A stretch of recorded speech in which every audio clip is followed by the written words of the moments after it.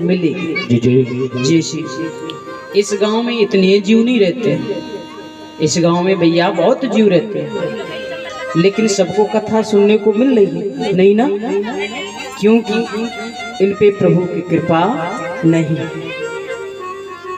कहा विनी सती संग और विवेकी न होई, राम कृपा विनी सुलगो न सोई।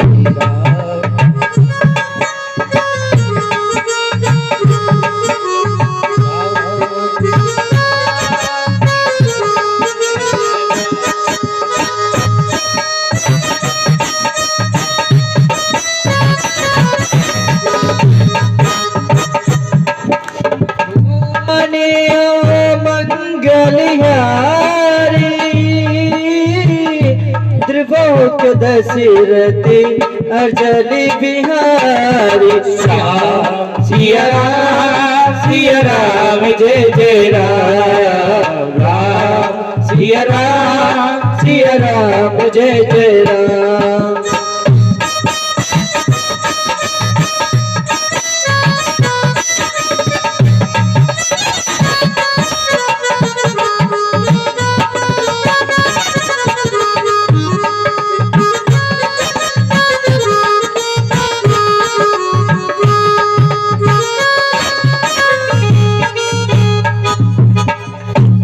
गोविंद भगवान की जय हो। ये कथा किसको सुनाई जाए जो कि बाल ब्रह्मचारी हो, संत भी हो, ऐसा कौन सा है? बोले इस कथा के अधिकारी, सुनाने का अधिकार है परीक्षित, सुनने वाले और सुनाने वाले सुखदेव भगवान जो बाल ब्रह्मचारी है। लेकिन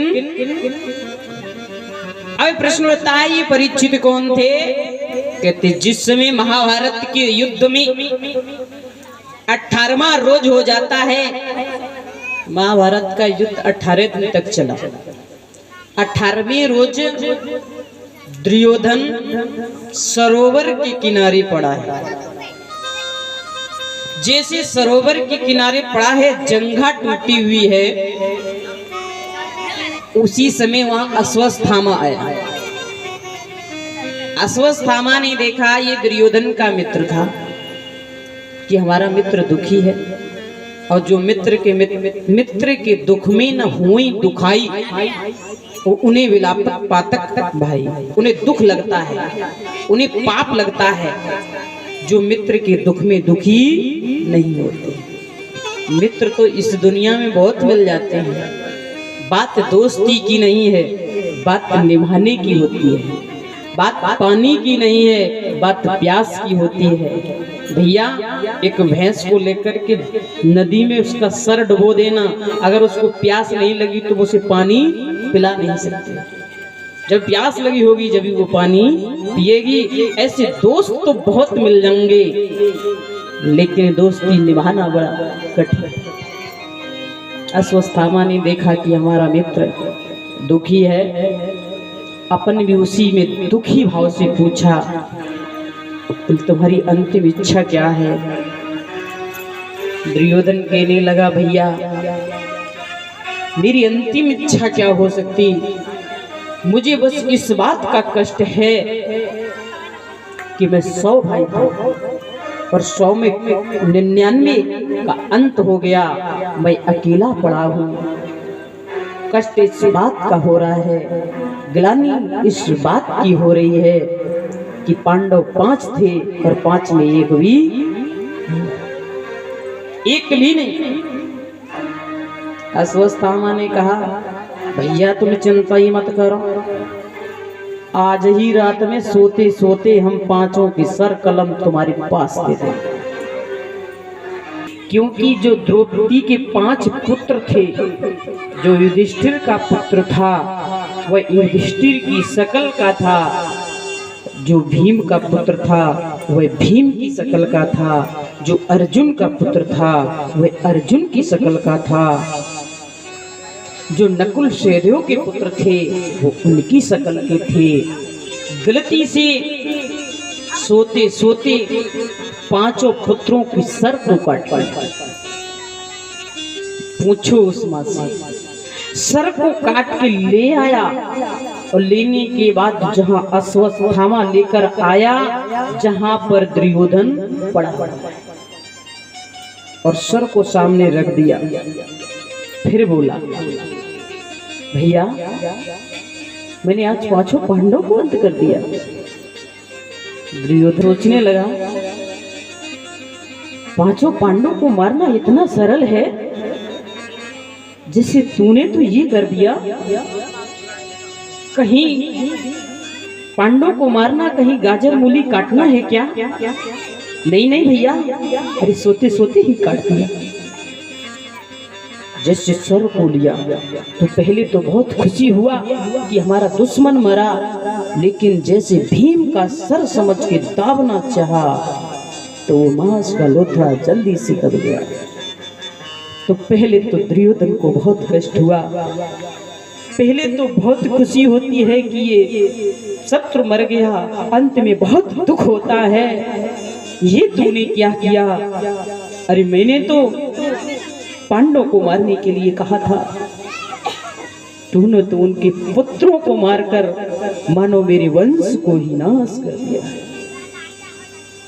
अरे ये पुत्र तो वही हैं, हमारे पांडव चाचा ताऊ के भाई ही तो हैं। अब हमारे वंश में दर्पण करने वाला नहीं होगा। सोच करके दुर्योधन की भी मृत्यु हो जाती है। दुख और सुख दुर्योधन के जीवन में दोनों मिल गए। दुर्योधन का भी अंत हुआ। इधर द्रौपदी ने जैसे अपने बालकों को देखा, आंखें खुलती है, मां रुदन करती है। ऐसा दिन किसी के पास ना आए जैसा आज द्रौपदी के पास है। एक एक नहीं, 5-5 पुत्रों की लाश पड़ी हुई है, रक्त बह रहा है। द्रौपदी के बाल रक्त से ही रक्त में सने हुए हैं और उस श्याम को याद करती है, हे कन्हैया, हे मुरलीधर, ये कैसी घड़ी आई हुई है जो एक एक नहीं 5-5 पुत्रों की लाश पड़ी है। कैसी आई ये दुख की घड़ी है, और द्रौपदी शिवर में रोती पड़ी है। कैसी आई ये दुख की घड़ी है, जो द्रौपदी शिवरे में रोवे पड़ी है। मोहन,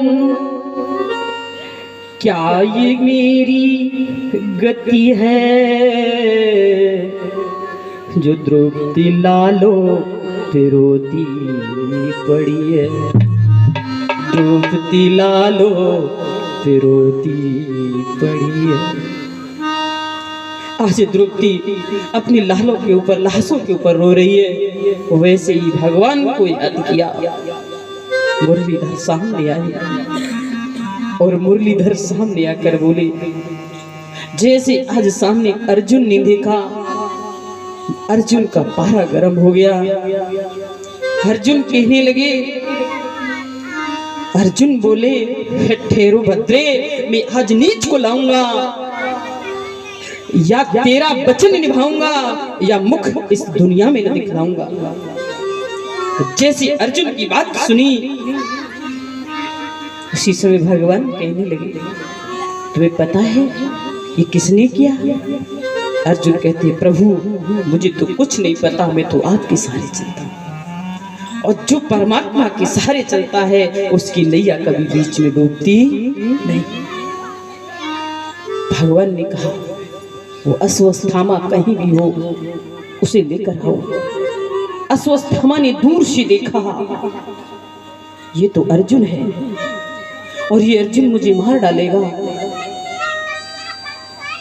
भागना चाहा, पीछे से अश्वत्थामा ने ब्रह्मास्त्र चला दिया और जैसे ब्रह्मास्त्र चलाया अर्जुन घबराने लगे, प्रभु ये तो ब्रह्मास्त्र है, इसको कैसे काटा जा सकता है, इसकी तो कोई काट भी नहीं है। प्रभु भगवान बोली, अर्जुन कभी कभी विष की औषधि भी विष हो जाती है। भैया अगर जंगल में तुम्हारी कांटा लग जाए और वो कांटा न निकलता हो तो दूसरा कांटा तोड़ के उस कांटे को निकाला जा सकता है। इसलिए अब इसकी काट एक ही है कि ब्रह्मास्त्र को ब्रह्मास्त्र से नष्ट किया जा सकता है। अर्जुन ने ब्रह्मास्त्र चलाया, दोनों ब्रह्मास्त्र टकराए, उसका अस्तित्व खत्म हुआ। अश्वत्थामा को पकड़ के खींच के लिए भरी सभा में खड़ा किया। अब सभा के बीच में अश्वत्थामा थरथर थरथर कांप रहा है।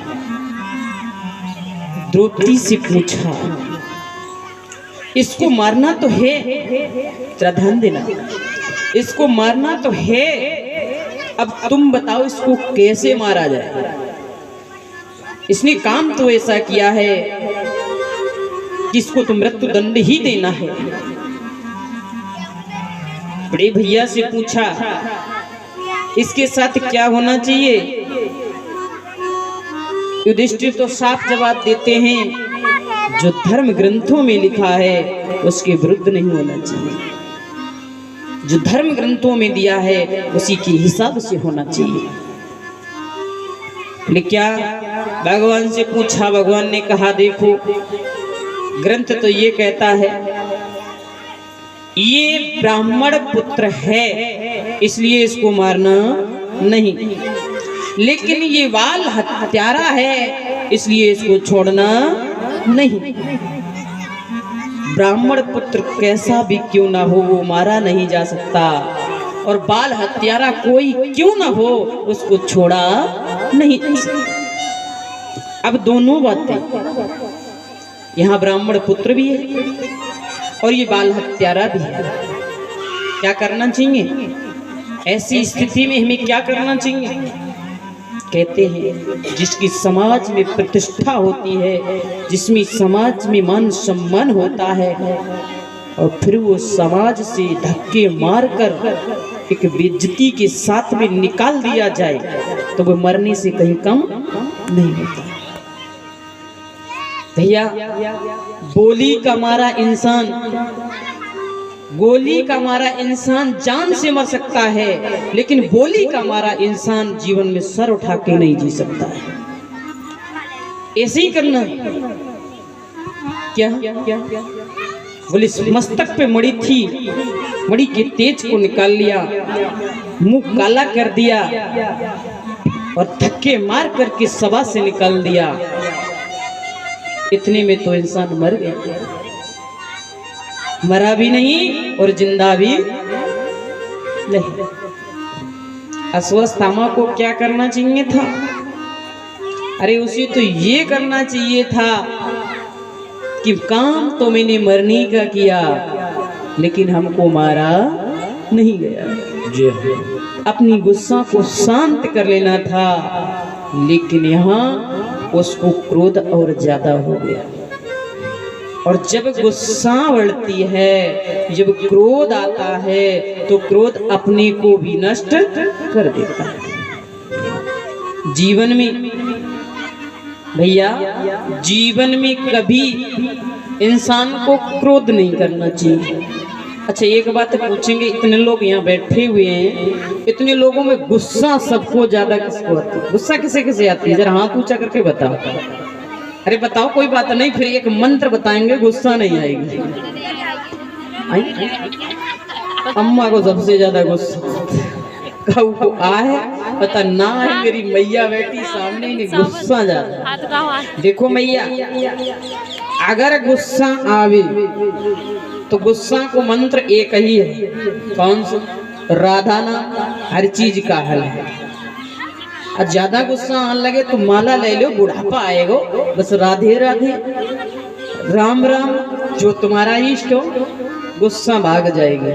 अब अगर तुमने गुस्सा की तो ये बुढ़ापा में ने को गुस्सा में भागी तो ये हड्डी को सुरमा बन जाए, टूट जाए, परियां फूट जाइए। अब तो भागे मत। हाँ तो ये ऐसा करो, पे गुस्सा मत करियो। पहली बात, मनुष्य के जीवन में दो सबसे बड़े शत्रु हैं। कौन से? अपने ही जीवन में अपने ही शरीर के दो शत्रु, दो मंजिल, सबके दो मंजिल। अब चैन से रहन लगे, बोले हमारे घर में भैंस होना है, भगवान एक भैंस मिल जाए, दूध खेवे को हो जाए। तो निके घर में एक भैंस, पूरे गांव में दो भैंस। कुछ दिन बाद पंडित जी वहाँ हाँ शंख बजाए दो, जैसे देखो निके पंडिताइन तो बड़ी खुशी है, काहे कि हमें तो रहबे को मिल लो कि ना। बोले तुम्हें नौकरी करन काहे को? बोले घर ही में सबका छू है। बोले अब तुम रुको, मेहनत हमने करी और आनंद जी पड़ोसी भोग रहे, आज शंख हम बजाएंगे। पंडित जी ने शंख लियो और पंडित जी ने शंख बजायो। पंडित जी ने कहा हे भगवान मेरी एक आँख ही फूटी जाए। अब उनकी तो एक फूटी, पूरे गांव की दो ही फूटी, काहे दोनों मिलेगो। अब पंडित जी एक आंख से देख ही रहे। पंडित जी बोले हे भगवान मेरे आंगन में एक कुआं हुई जाए। अब उनके आंगन में एक कुआं और पूरे गांव में दो कुआं। एक तो बेचारे की आंखें ना और वो आंगन में कुआं, अबे ऊपर से निकले और कुआं में गप गप हो गए।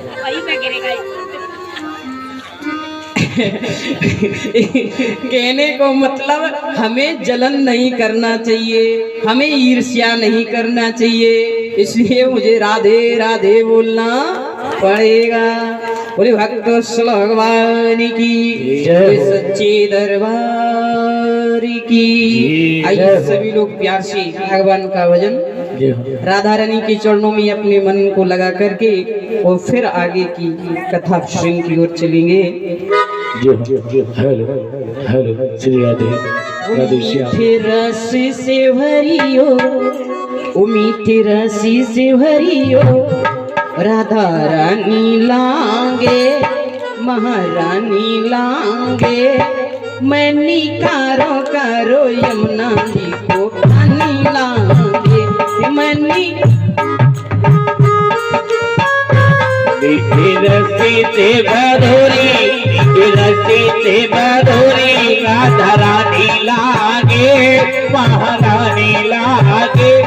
उनी तोरा तोरा नमना जी को लागे। रस्सी की बधियो राधा लोग प्यार से मीठी मीठी जय हो ताली के साथ ऊंचे ऊंचे हाथ उठाएंगे और ऊंचे ऊंचे हाथ उठा करके बोलिएगा। मीठी रस्सी से भरोरी, मीठी रस्सी से भरी ओ राधा रानी लागे महारानी लागे। मैंने कारो कारो यमुना जी को पानी लागे। मैंने कारो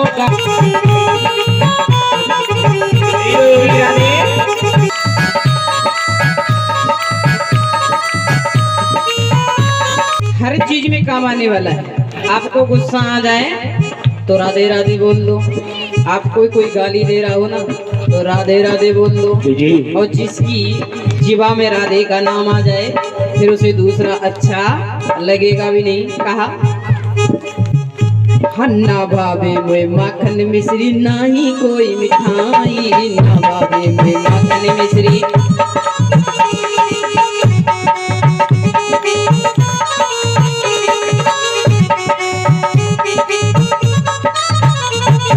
हमारी जीवड़िया में बाबे राधा नाम मलाई। हमारी जीवड़िया में बाबे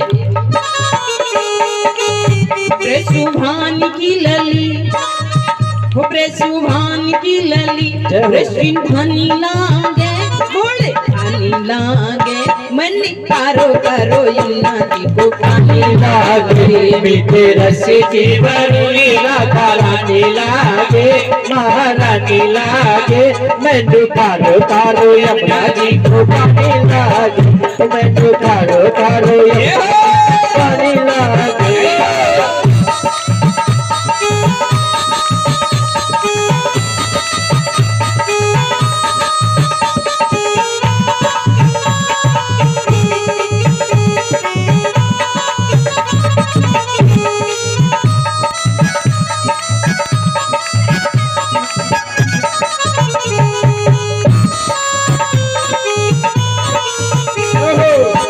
नित मुरली में तेरे सुमरे बारंबार काना नित मुरली में तेरे सुमरे बारंबार कोटिन रूप धरे मन मोहन तहु न पावे पार कोटिन रूप धरे मन मोहन तबो न पावे पार रूपे रंगे की छविली रूपे रंगे की छविली महारानी लागे पटरानी लागे मन्नी कारो करो यमुना जी को पानी लागे मन्नी